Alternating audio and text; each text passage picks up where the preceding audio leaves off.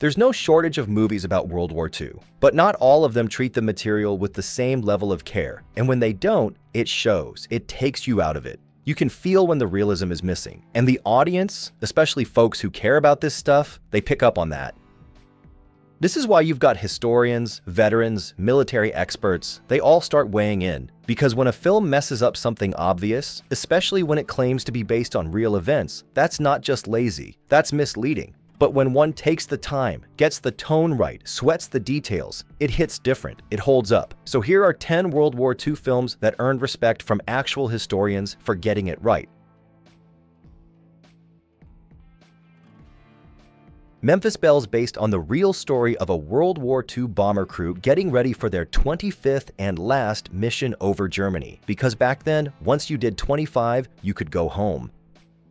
The filmmakers knew the real story. They used a William Wyler documentary as their starting point, trying to keep every detail true to life. The planes, the uniforms, the whole look of the air combat. You got actual military historians saying they nailed it. Not just the fighting scenes, but what happens after, because sometimes getting back home could be even worse than the actual fight.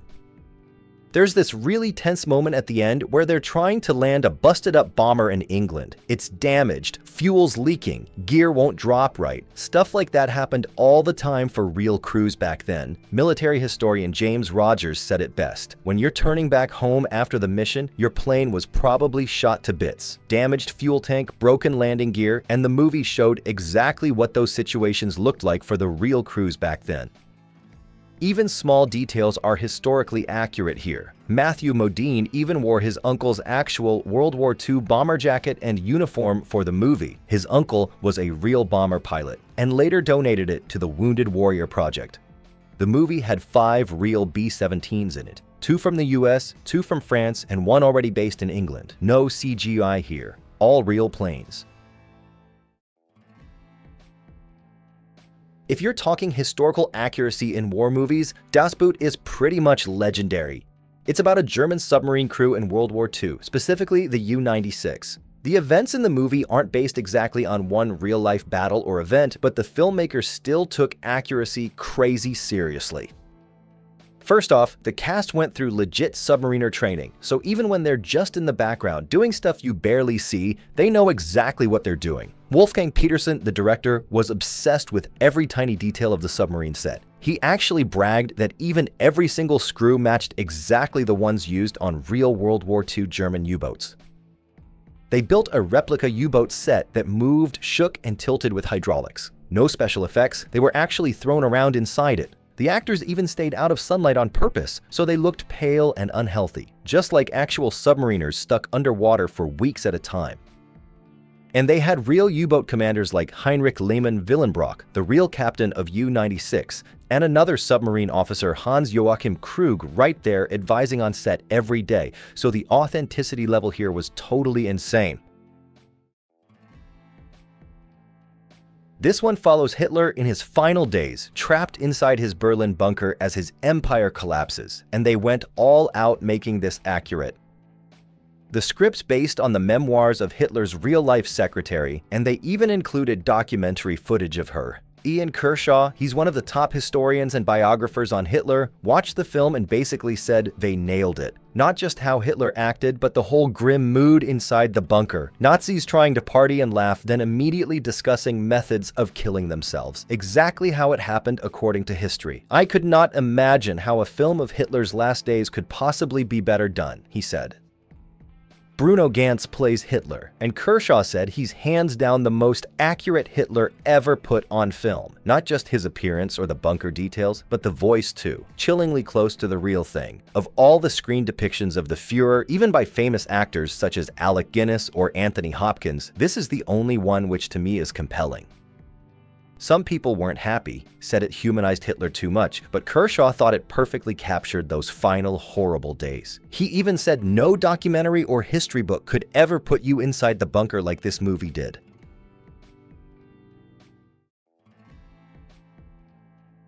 Angelina Jolie directed this one, telling the true story of Louis Zamperini, a US Olympic athlete who went down in a plane crash during World War II.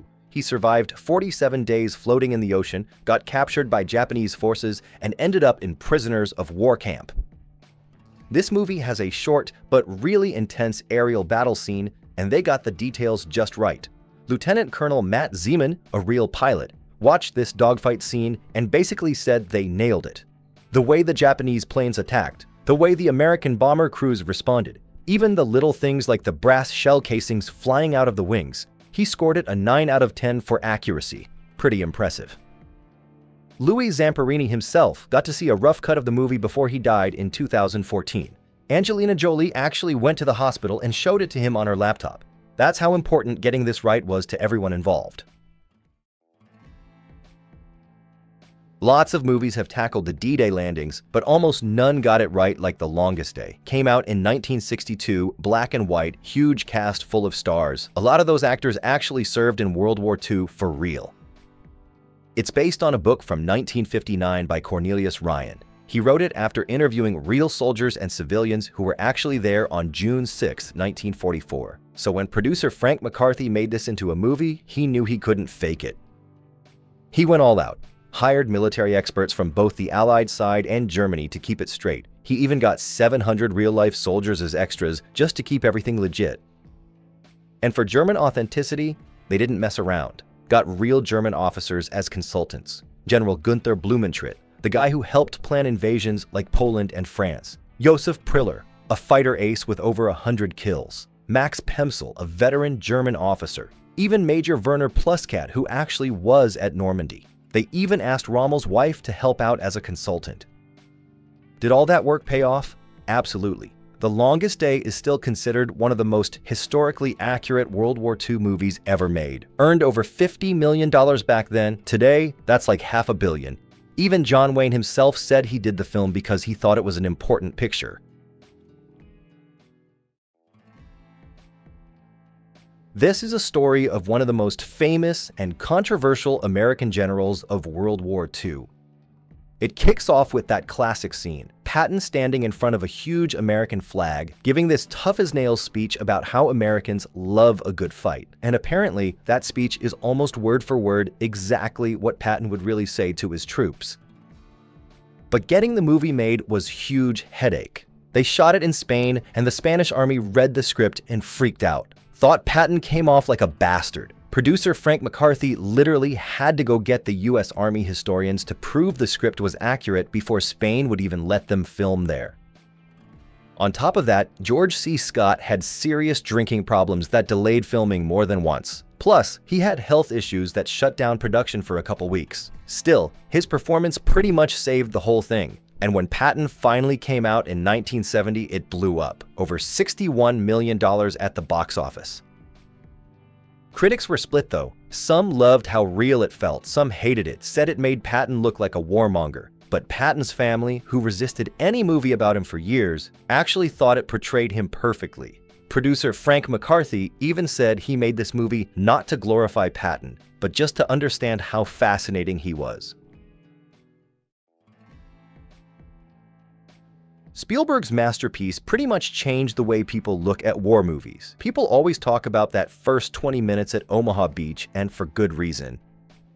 Military historian Paul Woodidge interviewed actual D-Day vets, and they all basically said the same thing. No other movie captured the chaos, the violence, and the sheer confusion like Saving Private Ryan. Spielberg wanted it exactly like that. When he was growing up, his dad and his friends would tell him war stories, and he couldn't figure out why movies never matched those real, terrifying stories. So, when Spielberg made this, he wasn't just making another war movie, he was setting the record straight. Shot the Omaha Beach scenes in Ireland and made them as realistic as humanly possible. Soldiers vomiting before battle, the German guns cutting them down as soon as the ramps opened, guys drowning under their own gear, all of it was exactly what happened. Woodidge even said that Saving Private Ryan did more to change the way people see combat than any war film before or since.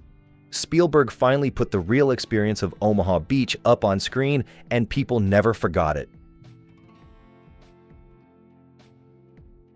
The thing that stands out here is how closely Nolan stuck to the actual history. It's based on this book, American Prometheus, and Nolan basically used it as his roadmap, step by step.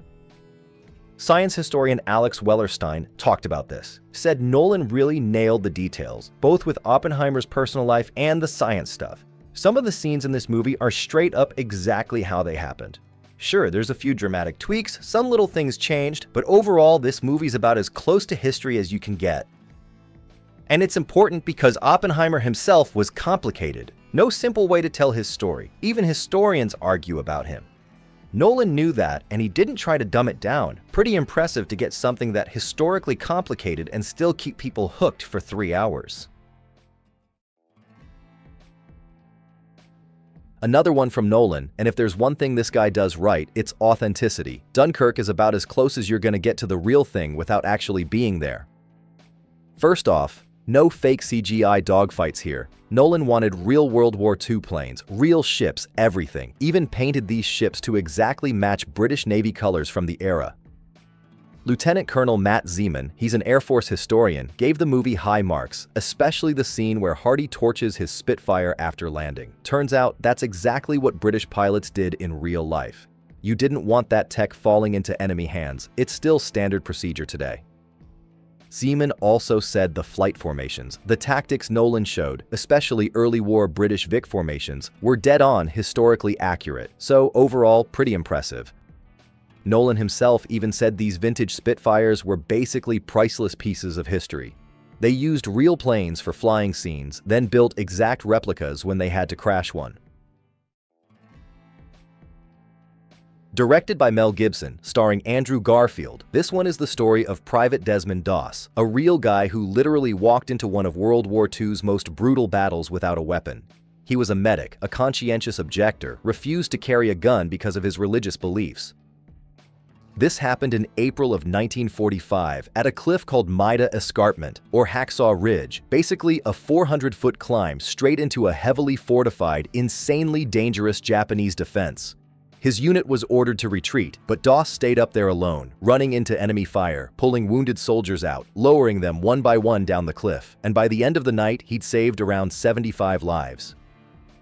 Doss passed away in 2006, didn't live to see this movie made, but his son, Desmond Jr., said the accuracy in Hacksaw Ridge was exactly why they finally agreed to tell the story. For decades, Hollywood had come knocking, but Doss always said no because he didn't trust them to do it right. But Gibson took it seriously. No fake-looking CGI, no obvious green screens. He talked to military historians, matched events closely to official Medal of Honor citations, made sure it felt real. And audiences got it. At the premiere in Venice, it got a 10-minute standing ovation. That's what happens when you do history right.